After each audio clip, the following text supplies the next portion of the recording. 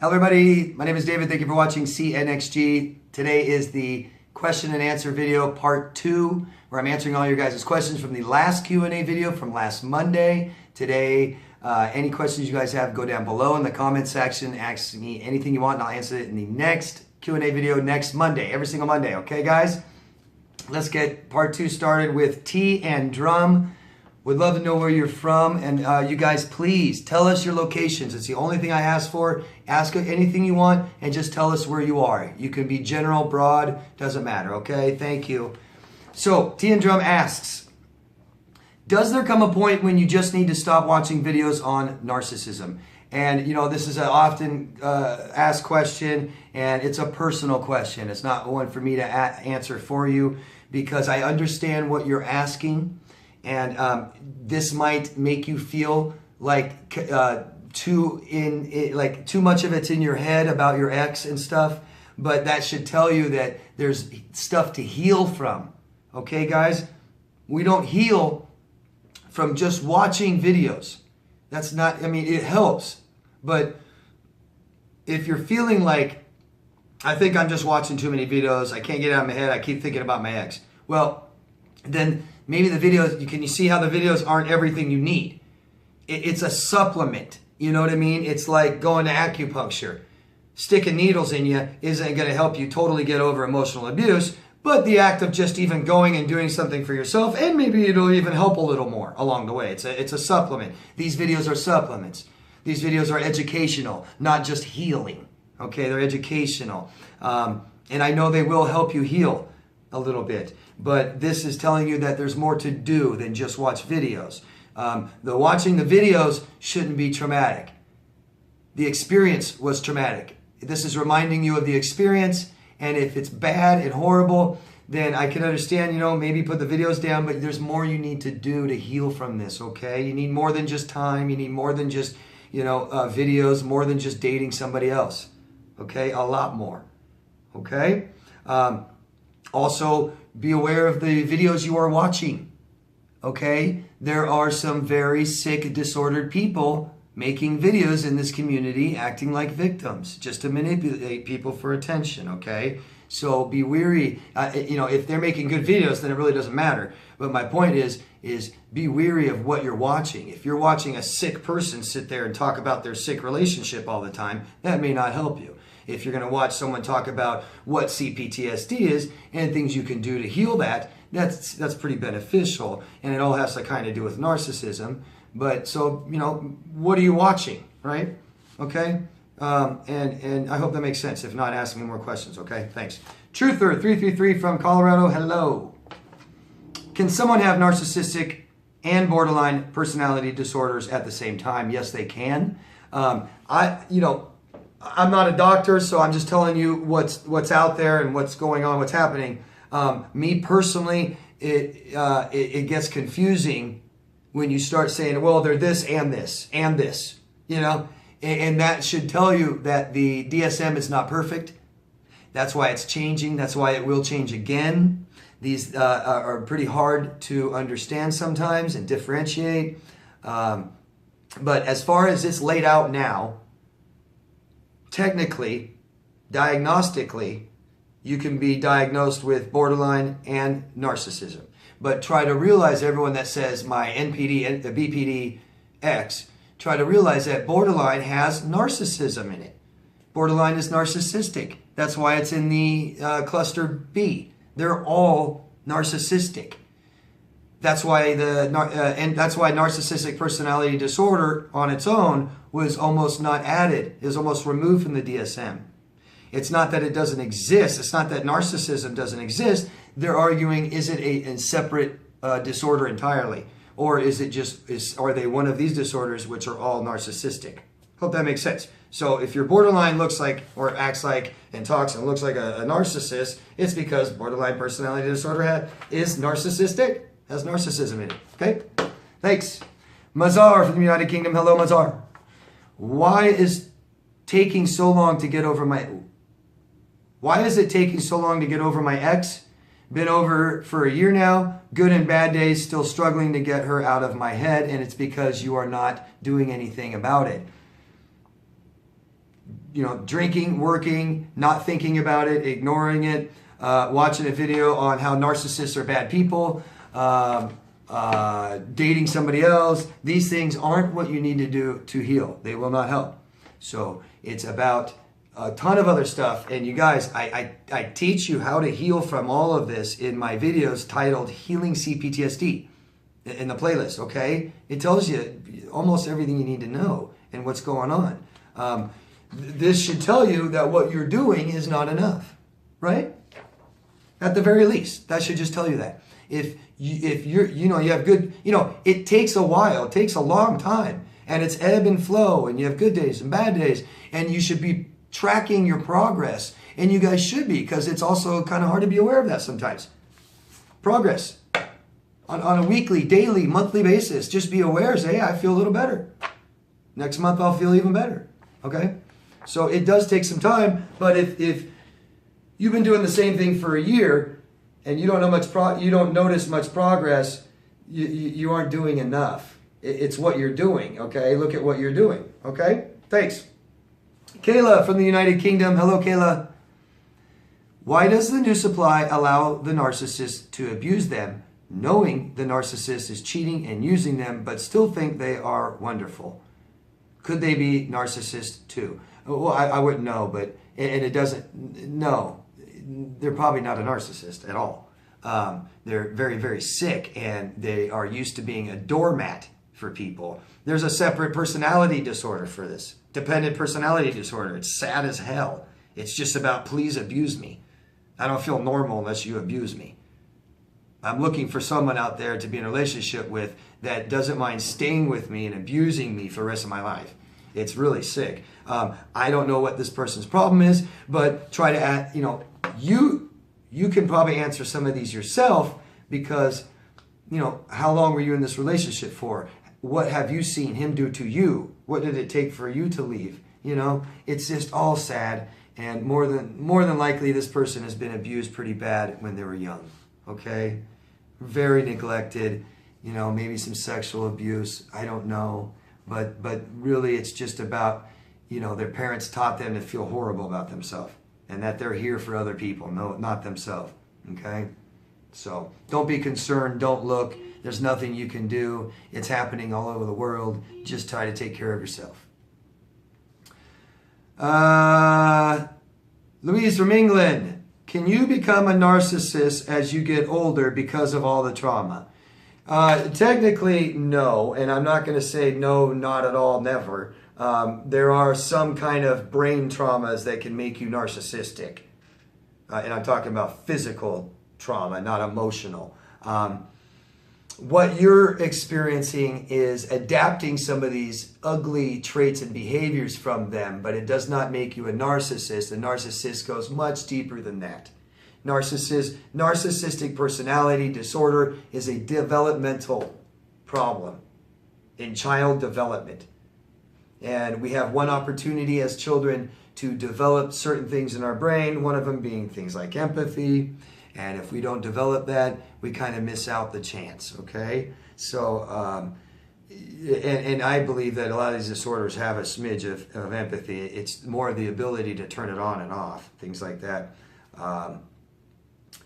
But what I'm guessing is you're experiencing the fact that you've adapted some of these toxic behaviors because you were in a toxic relationship for so long.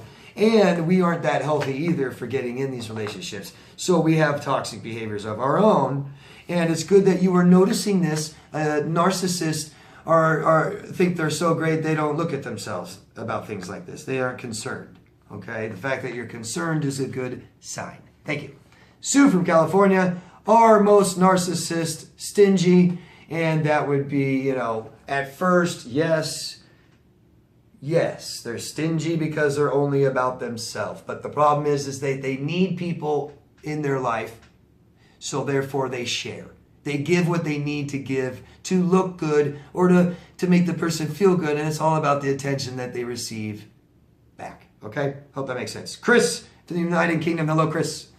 When a borderline devalues you, using cheating, lying, etc., before they discard you, is their intention to hurt you? These are all based on single people, single persons. I can't tell you what all borderlines do. I can't tell you what all anyone does. And I definitely can't tell you what intent someone has. Okay? And for you guys out there, and especially borderlines out there that say, oh, borderlines don't do this. Yeah, they do. Okay, there's plenty of borderlines in prison for murdering their own children. So cheating, lying, and etc. isn't that bad, is it? Compared to murdering your own children. And borderlines do all of this stuff, just like narcissists, and they're very narcissistic. And I would definitely say that some of them have intentions just to hurt you. Sure. Did yours? I don't know. But Chris, I know you pretty well. And my guess is not to intentionally hurt you. Borderlines are too stuck on themselves, and they're too worried about how they feel, trying to feel better. That's it. Okay? Hope that makes sense. Thanks, Chris. Matilda from Sweden. Hello, Matilda. Do you have any advice on how to stop being afraid of what might happen in the future, such as running into your ex? Yes, guys, watch my Q&A videos, man. I think last time I looked, I have 120 of them or something. This is, all the common questions is, what do I do after a relationship? What are they doing? Things like this. So, what we do with these things is anything we're afraid of, we can't ignore, we can't numb, we can't push aside. You take that fear and you say, what am I afraid of? Literally dive into it and find out exactly what you're afraid of. Find out why you're afraid of it, and then ask yourself, is this a legitimate fear? If it is not, throw it out. 5 minutes later, it comes back in your head, laugh about it, look at it again, throw it out again. You just keep doing that till you're bored. But you don't keep obsessing on it, and you don't just ignore it, okay? So is it legitimate? Yes. Okay. Do I have control over it? Is there something I can do about it? No. Throw it out. If there is, do something. Do something or have a plan. It makes you feel better right away. Okay? Hope that helps. Linda from Florida. Hello, Linda. While I was married to a narcissist, his father passed. He refused to dress him for the funeral or attend, so you had to. That was nice. But my father died. Okay, so now your father died during the divorce, and he comes and shows up at the funeral. He sits by himself. Everyone thinks he's a weirdo, and he is. And then he starts a conversation with your grandmother, who just lost her husband, still mourning. And he asks, I believe he asked something like, can I bring my girlfriend? Why can't my girlfriend come? And you're asking, what was he playing at? I wouldn't know. I don't know. I have no idea. These people, so a lot of times you guys think that they're plotting and planning every little thing they're doing. And I'm telling you, they're not. They're not plotting, planning everything. Yes, some of them plot and plan everything, almost. And some of them don't. Some of these things. But just try to realize that these are children. I'm not kidding. These are emotional children. They can't handle relationships. They can't handle death. They can't handle funerals. They can't handle not having their girlfriend with them. Okay? So these are just children. You're asking me, why a 7-year-old child wanted his girlfriend with him at the funeral. Why did he show up at somebody else's funeral? You know what I mean? Well, why would a child do something like that? They're confused. They're lost. They're scared. They want you. They want something. I don't know. I wouldn't know. But that's amazing. I'm sorry. He'll stop doing that, I hope. Happy Me from United Kingdom. Hello, Happy Me. I bumped into my quiet borderline waif ex while out. She was with a female I didn't know. Why was she acting as if we are still together after I dumped her months ago? So you dumped her, haven't seen her, you run into her with her friend, another girlfriend, she's all over you acting like, hey, like you guys, nothing happened. Well, that's what these guys do. You're asking me why. One reason is, back to the other one, they are children, okay? They can't handle things like this. So they can't handle being mature, a mature passing and hi or not looking, or, they just can't handle these things. Who knows what she told her friend? She might have said that she's still dating you. A lot of these people are compulsive and pathological liars. I wouldn't know what she was doing. I would have no idea why. accept that this is a child that can't handle a relationship with anyone and should not ever be in a relationship with anybody until they fix themselves, or at least damn try. Okay? Harris, wish we knew where you were from, Harris. Why do they ghost, stonewall, silent treatment, then return later like nothing happened? I was ghosted after 10 years, not a single word, but it was a pattern. And I am so sorry, Harris. After 10 years, she just ups and leaves and doesn't tell you a word. That is awful. I'm not going to get into kind of how society is kind of going that way, but a lot of ghosting. But, you know, back again, they can't handle these things. So, you know, this person left. They're obviously unhappy. They don't know how to fix things. They ruminate and fantasize and believe that the whole world is going to change, you know, and there's a pot of gold waiting over at somebody else's house. And they just got to leave and go over there. And then they realize that their dream wasn't so great and it fell apart, and then they try and come back. And so why do they do this? Because they can't handle relationships. They can't face who they are. They can't give closure and talk about emotions and things like this and comfort other people and meet other needs for other people. They just can't do this. They can't do it. That's why they can't be in relationships. I don't know what else to say but that, you know. Go, you know, not really, but date a 6-year-old and sit there trying to figure out why they can't talk about the relationship, you know. They want to go to the store and get a toy. They don't sit there and talk about you telling them, I need you to help me feel needed and safe and secure. And the 6-year-old's just like, yeah, what are you talking about? Yeah. They just look like adults. And we have some problems and issues too. That's why we dated children. Okay? Figure this out, Harris. You know, concentrate on you and try and figure out why we did this. Okay? You'll get your answers then. And I'm so sorry. So sorry. Be careful for her to come back. Sarah from Egypt. When I see my ex, I panic. I hyperventilate, shaking, massive anxiety. What can I do? Sarah, you need to heal from this experience. Okay, Sarah? You're walking around traumatized. You're walking around town completely traumatized. Okay? So it's you know, I'm sure you're reacting to a lot of things too much. Okay, and I'm sure everything is kind of too much for you, and your job is a little too much, and your boss and your coworkers and the mailman is just a little too much for you right now. So try to heal from this. Whatever you're doing, it's not working. Do a hell of a lot more. Talk. Sort these things out in your head. Feel better about it, okay, guys? V from Holland. Hello, V. When I was with my ex-narcissist, I was the worst version of me. I was very jealous. Does a narcissist make you delusional, and is jealousy common in these relationships? Yes. And it's not just them making you feel this way. It's we aren't very secure in feeling people too. We feel like everything's okay and we feel tough until we come up into this relationship. And it's not just with a narcissist. It's because we attached to somebody very strong. And when we attached as a child, there's a lot of things that we felt then that are now surfacing now, and it's making us feel these things, okay? So us not meeting our own needs, when we're in a relationship with someone, it makes us insecure. And we get jealous and things like this, okay? When you're with a narcissist, they exploit it. So they just make it worse, okay? I hope that makes sense. Thank you.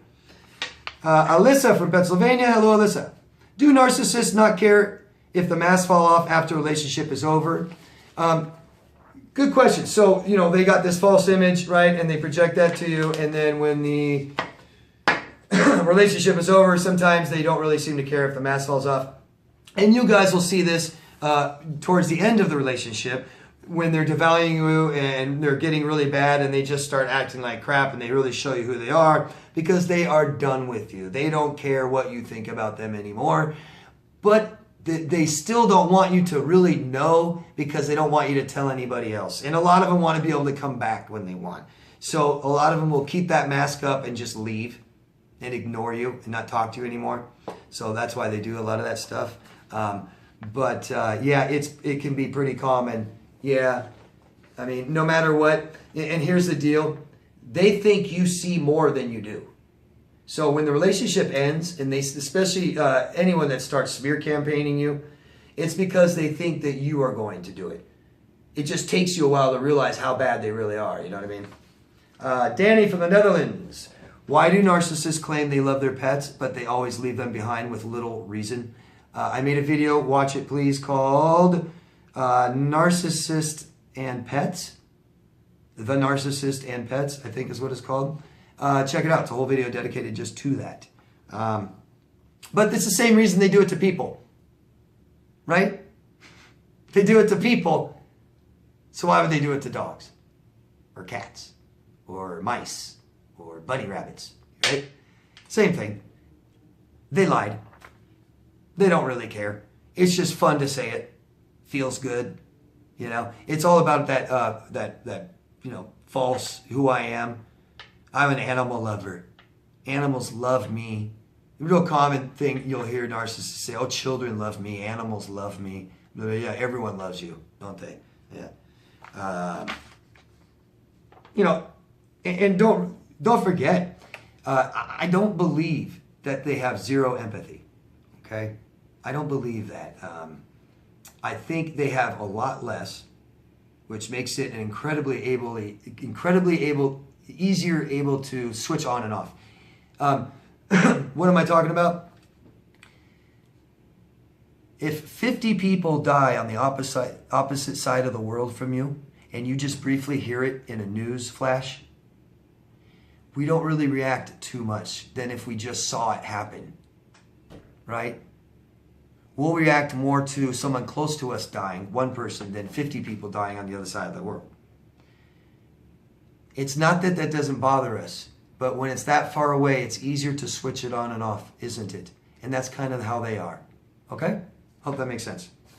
Last question from Gazing at the Stars in Spain. She's gazing at the stars in Spain. Can a disordered person have 2 or more cluster B disorders at the same time and to the same degree? I already answered that one. Yes, they can. And that is not something that I'm saying that it's technical. According to the diagnostic manual, yes, you can be diagnosed with 2 different disorders. However, that's not really helping too much explain completely. And like I said before, it's just showing you where the faults are, right? There's faults in it, and we're learning, and everyone's learning. The scientists and doctors are learning, and there's going to be more changes. And I hope that it gets closer and closer to being, you know, a little bit more accurate than it is now. But to the same degree, that's a spectrum. All of this is on a spectrum. So yes, to the same degree. There are psychopaths that murder most people they come in contact with, and there are psychopaths that are pretty pleasant people to be around, and you would never have any idea, and they would never murder anyone. There are psychopaths and sociopaths who would never break the law. Okay? Not because so much, I mean, they got sociopaths have a little morality, a little social morality, but they know what's right and wrong. But I'm going to make tons more videos about sociopathy, psychopathy. I'm really diving into it. It's really interesting, and it's going to help a lot of you guys, because I'm telling you right now, what you guys believe are to be nasty, covert narcissists are sociopaths, okay? Most of them, okay? So I'm going to stay tuned. Stay tuned for those videos. I think they're going to help. They're interesting. It's an interesting topic. It's changing. Lots of studies going on right now. All kinds of new information surfacing all the time. So stay tuned. Thanks, guys. That's the end of the Q&As. If you can, please help me and help millions of other people spreading this kind of information around, letting people get it, see it, available to it, access to it, okay? Thank you. Love yourself first. I'll see you next Monday.